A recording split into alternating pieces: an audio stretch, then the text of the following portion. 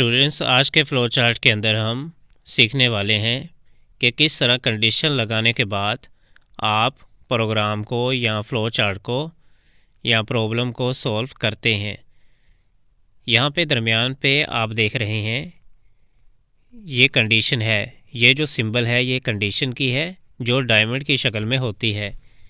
एक तरफ येस है, एक तरफ नो है। कोई भी चीज़ जब हम एंटर करते हैं, चाहे वो नंबर है, जब प्रोसेस होता है, अगर तो वो सही हो तो येस की तरफ फ़्लो होता है, और अगर वो सही ना हो, गलत हो, तो नो की तरफ फ़्लो होता है। ये आपको समझ आएगा। सबसे पहले हम देखते हैं कि हम कंडीशन को क्यों यूज़ करते हैं। Conditional flow in flow charts के कंडीशन क्यों लगाते हैं। In the following flow charts we study that a flow between steps can depend upon a certain condition. If the condition is true, then the flow is different from when the condition is false.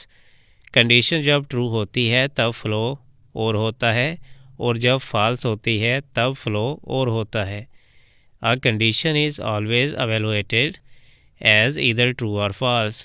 Condition हमेशा true और false होती है। यहाँ हम जो हमारे पास flow chart है, to determine whether a given number is odd or even, के जो हमने नंबर एंटर किया है वो जुफ्त है या ताक है। इवन होते हैं 2, 4, 6, 8, 10, ओड होते हैं 1, 3, 5, 7, 9। यहाँ पे हम स्टार्ट करते हैं फ़्लो चार्ट को। फ़्लो चार्ट को स्टार्ट करने के लिए ये सिंबल यूज़ होती है, और उसके बाद पैरेललोग्राम की सिंबल इनपुट और आउटपुट के लिए इस्तेमाल होती है। इनपुट नंबर, कोई भी आप नंबर को इनपुट करते हैं। फॉर एग्ज़ाम्पल हमने 2 को इनपुट कर दिया है। अब हम देखेंगे कि जो 2 है ये इवन है या ओड है। इनपुट नंबर करने के बाद 2 यहाँ प्रोसेस होता है। इस सिंबल के अंदर प्रोसेस होता है। लास्ट वीडियोस के अंदर हम पढ़ चुके हैं। प्रोसेस में जो रिमाइंडर है, अगर तो रिमाइंडर 0 आता है तो हम बोलेंगे ये इवन है। अगर रिमाइंडर 0 नहीं आता तो हम बोलेंगे कि ये नंबर जो है वो ओड है।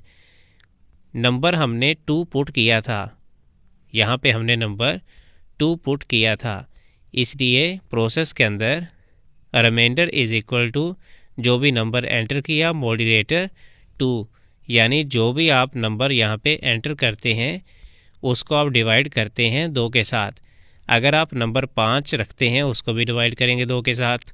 अगर आप नंबर 10 लेते हैं उसको भी डिवाइड करेंगे 2 के साथ। अगर आप नंबर 100 रखते हैं उसको भी डिवाइड करेंगे नंबर 2 के साथ। अगर आप नंबर ऐड करते हैं 500 उसको भी डिवाइड करेंगे 2 के साथ।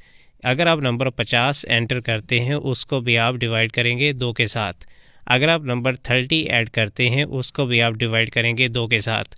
अगर तो रिमाइंडर 0 आ रहा है, तकसीम करने के बाद अगर रिमाइंडर 0 आ रहा है तो वो इवन होता है, और अगर आपका रिमाइंडर 0 नहीं आता तो आपका जो नंबर एंटर किया गया है वो ओड होता है। यहाँ पे हमने नंबर 2 ऐड किया था, यहाँ हमने नंबर 2 ऐड किया था। अब हम यहाँ पे नंबर 2 रखते हैं, 2 को तकसीम करते हैं 2 के साथ, 2 को डिवाइड करते हैं 2 के साथ। 2 1 टाइम 2, पीछे 0 बचा, ठीक है। रिमाइंडर 0, इसका मतलब ये रिमाइंडर अगर 0 है तो इसका मतलब ये इवन है। जी हाँ, ये नंबर इवन है। Yes, print N is even. Print N जो नंबर एंटर किया इवन है। अगर 0 ना होता, यानी रिमाइंडर इज़ 0 लेकिन 0 अगर ना होता तो हम बोलते नहीं print N is odd, number odd है। अगर 0 आ रहा है पीछे, जी हाँ, ये इवन है। उसके बाद जो भी कंडीशन है वो दोनों तरफ से, यहाँ पे आप देखें दोनों तरफ से है। अगर तो इवन है तब एंड कर देंगे प्रोग्राम को, और अगर ओड है तब भी प्रोग्राम को या फ़्लो चार्ट को एंड कर देंगे, लेकिन हम बोलेंगे कि ये ओड था। और ये इवन था। ठीक है, यहाँ पे नीचे इसका थोड़ा सा मज़ीद introduction. In the above flow chart after the start step a numeric value is taken from a user and stored in computer memory with name n. Then this value is divided by 2 and remainder is stored in memory with name RAM. To calculate the remainder, moderate function is applied. We perform a conditional operation to check whether n is completely divisible by 2 or not. This is done by comparing the value of remainder with 0.